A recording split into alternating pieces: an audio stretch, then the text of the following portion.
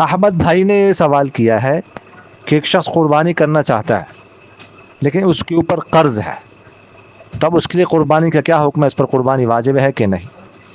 دیکھیے گا، اگر اس پر جو قرض ہے وہ قرض ادا کرنے کے بعد اگر اس کے پاس 7.5 تولے سونا باقی بچتا ہے یا 7.5 تولے سونے کی قیمت کے برابر ضرورت سے زائد نقدی ہے یا چاندی ہے یا مال تجارت ہے جس کی قیمت 7.5 تولے سونے تک پہنچتی ہے، تو اس صورت میں اس پر قربانی جو ہے وہ واجب ہوگی۔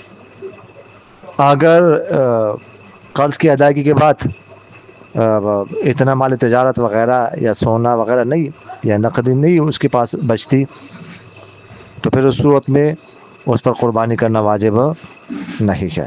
اگر چاندی کے اعتبار سے بھی وہ قرض کی ادائیگی کے بعد صاحب نصاب رہتا ہے تو کر لے، اچھی بات ہے، کرنے چاہیے، اگر نہ کرے تو کوئی گناہ نہیں ہوگا۔ جزاکم اللہ۔